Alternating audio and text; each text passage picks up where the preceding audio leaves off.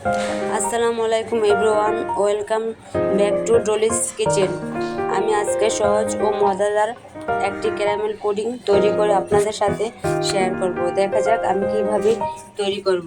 পুডিংয়ের জন্য প্রথমে আমি ক্যারামেল বানিয়ে নিব। আমি একটা প্যানে 1/3 কাপ চিনি দিয়ে দিব আর 3 টেবিল চামচ পানি দিয়ে দিব। এখন কালার আসা পর্যন্ত অপেক্ষা করব আর একটু নেড়ে চেড়ে দেব। যখন ক্যারামেলের কালারটা চলে আসবে তখন চুলার আঁচটা লো করে দিতে হবে। আমার ক্যারামেলের কালারটা প্রায় চলে আসছে, এখন আমি চুলাটা লো করে দিব আর একটু ঘুরিয়ে দিব।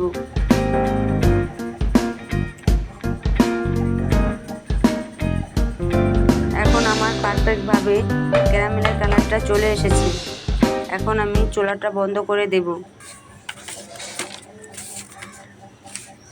যে পাত্রের মধ্যে পুডিংটা আমি বানাবো সেই পাত্রে ক্যারামেল আমি ঢেলে দিচ্ছি।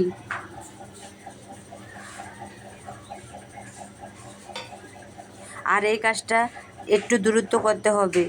এখন আমি চারপাশ ঘুরিয়ে নিচ্ছি। এখন একটা সাইডে রেখে দিব ক্যারামেলটা সেট হওয়া পর্যন্ত।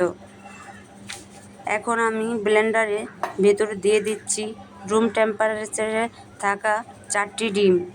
ডিমগুলো যদি ফ্রিজে থাকে তাহলে অবশ্যই 30 মিনিট আগে নামিয়ে নিতে হবে। এখানে আমি দিয়ে দিচ্ছি হাফ কাপ গুঁড়া দুধ,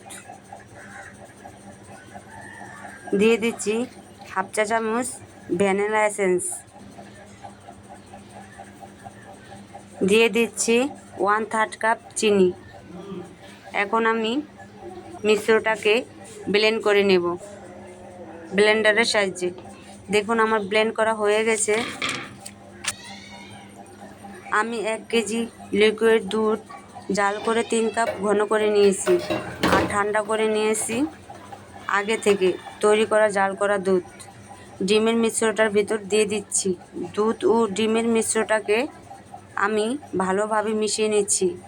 এভাবে মিশিয়ে নেওয়ার পর এবার যে পাত্রের মধ্যে ক্যারামেলটা সেট করে রেখেছি সেই পাত্রের মধ্যে এই মিশ্রটাকে নিয়ে নিচ্ছি আর ছাঁকনি দিয়ে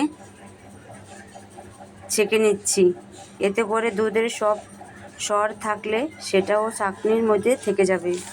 এখন আমি একটা ঢাকনা দিয়ে ঢেকে দিচ্ছি। আমি একটা পাতিলের ভিতর কিছু পানি নিয়েছি আর পানির ভিতর আমি পুডিংটাকে বসিয়ে দিয়েছি। এখন আমি ঢাকনা দিয়ে 30 মিনিট ভাপে রেখে দেব।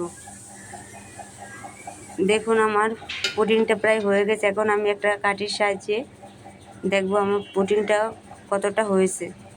আমার পুডিংটা হয়ে গেছে।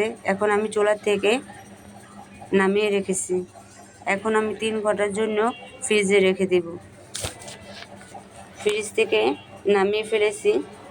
এখন আমি একটি ছুরির সাহায্যে চারপাশ হালকাভাবে কেটে নেব। এখন আমি পুডিংটাকে বের করে ফেললাম। দেখুন আমার পুডিংটা কতটা পারফেক্ট হয়েছে। যদি আমার পুডিংটা আপনাদের ভালো লেগে থাকে তাহলে অবশ্যই আমার চ্যানেলটাকে সাবস্ক্রাইব করে দিবেন। এখন আমি বিদায় নিচ্ছি। সবাই ভালো থাকবেন। আল্লাহ হাফেজ।